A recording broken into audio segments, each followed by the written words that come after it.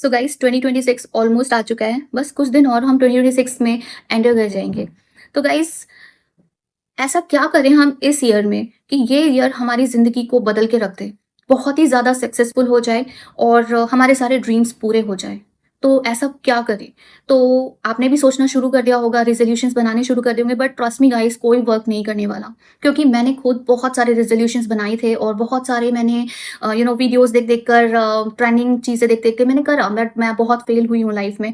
और जब मैं सक्सेसफुल हुई हूँ, तो मैं आज आपको बता सकती हूँ कि मैंने क्या-क्या ट्रिक एंड टेक्निक्स लगाई थी। बहुत टाइम से मैं बहुत कोशिश कर रही थी कुछ अचीव करने के लिए, बट मैं उस टेक्निक से मैं अचीव कर पाई। तो मैं इस वीडियो में आपके साथ वो ट्राइड एंड टेस्टेड कुछ मैजिकल ट्रिक्स आपके साथ शेयर करूँगी और डेफ़िनेटली अगर मैंने जैसा-जैसा बोला, आपने वैसा-वैसा कर लिया, मैं आपको गारंटी देती हूँ आपका 2026 जो है सबसे best year of your life बन सकता है। अगर आपको बहुत टाइम से ब्रेक थ्रूज़ नहीं मिल रहे हैं, आपके गोल्स अचीव नहीं हो रहे हैं, मैं आपको गारंटी दे सकती हूँ, आप बस वो छोटे-छोटे शिफ्ट्स अपनी लाइफ में कर लो एंड आई कैन गारंटी आप सक्सेसफुल डेफिनिटली हो जाओगे। आपके जो गोल्स हैं, भले ही चाहे छोटे या बड़े, आप अचीव कर पाओगे। मैं आपको ना बड़े-बड़े गोल्स देना बंद करिए। जब हम अपने आप को ना बहुत बड़े-बड़े गोल्स दे देते हैं ना, तो हम अपने आप को खुद ही से बहुत प्रेशर दे देते हैं और उनको जब अचीव नहीं कर पाते, खुद ही डिप्रेस हो जाते हैं उस वजह से और हमारा कॉन्फिडेंस और लूज़ हो जाता है कि हम कर नहीं पाए, we are a failure. No, क्योंकि आप अपने आप को बहुत ज़्यादा ड्रास्टिकली अपनी कंफर्ट ज़ोन को आप हटाते हो, एकदम से कोई चीज़ अचीव नहीं हो सकती। तो इसलिए अपने आप को छोटे-छोटे बेबी स्टेप्स में अपने जो गोल्स को आप ना डिवाइड करो, ताकि आप छोटे-छोटे स्टेप्स लेकर उन गोल्स को अचीव कर पाओ। इससे रिलेटेड मैं आपको ना एक स्टोरी बताती हूँ, बहुत ही छोटी-सी स्टोरी, मेरे स्कूल टाइम की स्टोरी है, जिसको आप सुनकर आपको पता चलेगा अगर आप जो बेबी स्टेप्स की बात करते हो ना, तो ये आपकी लाइफ में एक मैजिक क्रिएट करता है। चाहे फिर आप स्टूडेंट लाइफ में हो, चाहे आप कॉर्पोरेट जॉब कर रहे हो, चाहे आप एक हाउसवाइफ हो, चाहे आप कुछ भी कर रहे हो, आप बिज़नेस हैंडल कर रहे हो। बट अगर अपनी लाइफ में अगर आप इन बेबी स्टेप्स को आप स्मॉल स्मॉल गोल्स की तरफ आप अपने आप गोल को जब आप थोड़ा थोड़ा करके आप डिवाइड करके और उनको अचीव करने की कोशिश करते हो, उसका बहुत ही ज़्यादा इफेक्टिव रिजल्ट मिलता है और आपके गोल्स अचीव होना शुरू हो जाएंगे। तो मैं कहानी बताती हूँ आपको अपनी, तो मैं आपको ना अपनी लाइफ की एक स्टोरी बताती हूँ इस पर्टिकुलर पॉइंट को समझाने के लिए। तो जब मैं 10th क्लास में थी ना, तो मुझे ना जो लॉन्ग आंसर्स होते थे 3-3 पेज के, मुझे लर्न नहीं होते थे। मुझे ना उनसे बहुत डर लगता था। शॉर्ट आंसर्स जो 4-5 लाइन के होते थे, मुझे बहुत जल्दी-जल्दी मैं लर्न कर पाती थी। बट जो बड़े-बड़े क्वेश्चन्स होते थे, उनके 3-3 4-4 पेज के आंसर्स होते थे, मैं हमेशा भूल जाती थी। मैं याद तो करती थी बट वो भूल जाती थी। तो मेरी मम्मी ने मुझे एक बहुत ही मैजिकल ट्रिक बताई। उन्होंने बस बोला कि क्योंकि उस वक़्त मुझे समझ नहीं आया था मैं क्या करूँ? मेरी मम्मी ने मुझे शेयर किया कि आपने ना ये जो 3 पेज का आंसर है, इनको ना उसको ना ऐसे लिखो कि 5-5 पैराग्राफ्स में लिख लो। 1, 2, 3, 4 ऐसे करके मेरे 24 से 25 मेरे पैराग्राफ्स तैयार हो गए।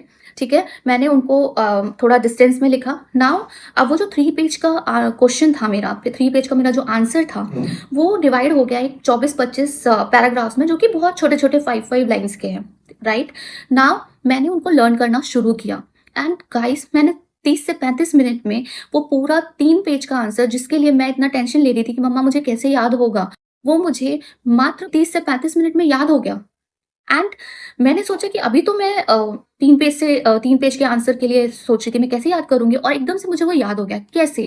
क्योंकि मैंने जो अपना एक 3 पेज का बड़ा-सा जो गोल था ना, जो मुझे लर्न करके 3 पेज का आंसर अपना गोल अचीव करना था, मैंने उसको डिस्ट्रीब्यूट किया पैराग्राफ्स में, थैंक्स टू माय मॉम। उन्होंने मुझे इतनी इतनी मैजिकल ट्रिक बताई, राइट? जो मैंने एमबीए तक की यूज़ करी, अपनी पोस्ट ग्रेजुएशन तक यूज़ करी, क्योंकि वहाँ भी बहुत थ्योरेटिकल पेपर्स होते थे, वहाँ तो 6-6 पेजेस के होते थे।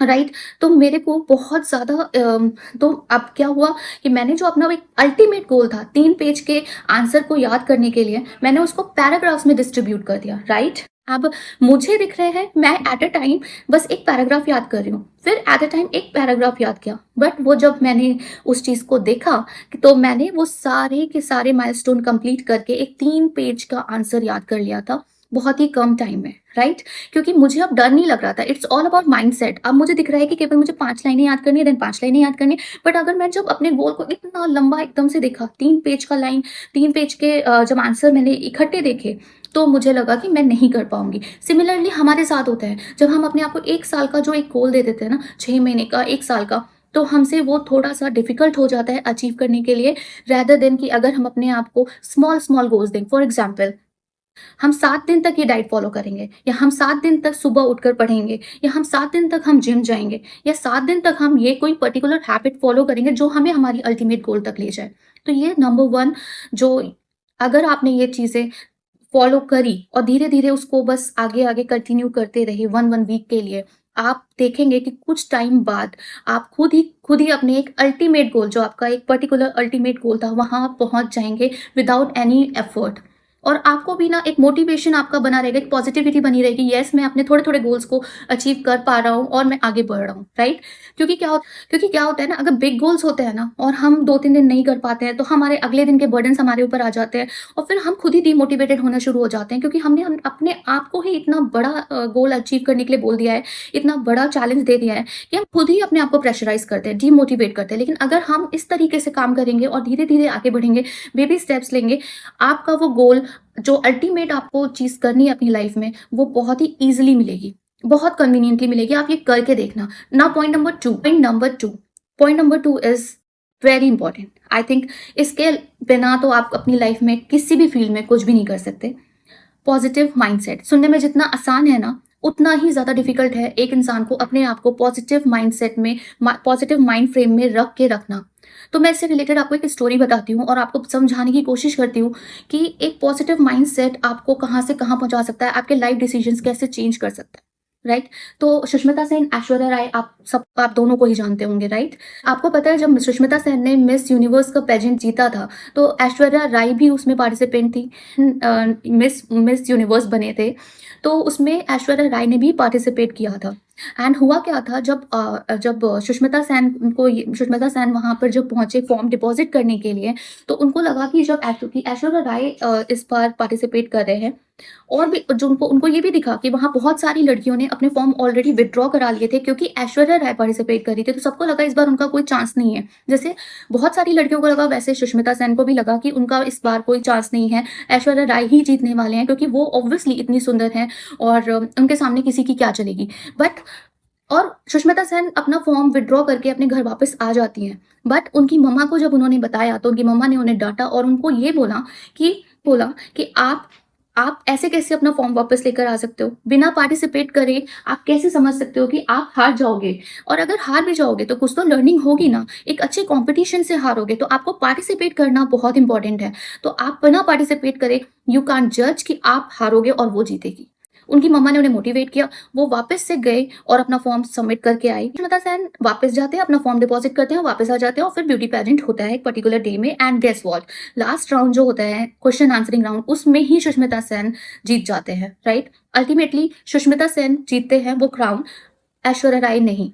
तो आप अगर उनकी मम्मा ने भी सोच लिया होता कि हाँ भई सुष्मिता सेन कहाँ पार्टिसिपेट करेगी जब ऐश्वर्या राय पार्टिसिपेट कर रहे हैं, तो आप ही अपने आप में अगर इतना नेगेटिव माइंडसेट लेकर चलोगे कि आप कर ही नहीं सकते हो, आप हो ही नहीं इस काबिल, तो आप सामने वाले को देखकर ही अपने आप को जज करोगे। इतने नेगेटिव माइंड फ्रेम के साथ आप कुछ नहीं कर सकते। वहाँ पे अगर उनकी मम्मा ने भी ऐसे ही नेगेटिवली सोच लिया होता, तो आज सुष्मिता सेन मिस यूनिवर्स नहीं होती। राइट। हालाँकि उसके बाद Aishwarya Rai also won beauty pageant, but thing is उस पर्टिकुलर ईयर में जहाँ बहुत सारी और लड़कियों ने विथड्रॉ कर लिया, क्या पता उनमें से भी कोई जीत सकती थी जो ऑलरेडी विथड्रॉ कर चुके, जिन्होंने फॉर्म री-डिपॉज़िट नहीं किया। क्या पता उनमें से कोई जीत सकता था, क्योंकि उन्होंने वो माइंडसेट नहीं अपना इम्प्रूव किया, उन्होंने तो बस सोच लिया था, इसलिए वो नेगेटिव माइंडसेट का रिजल्ट भी उनको नेगेटिव मिला।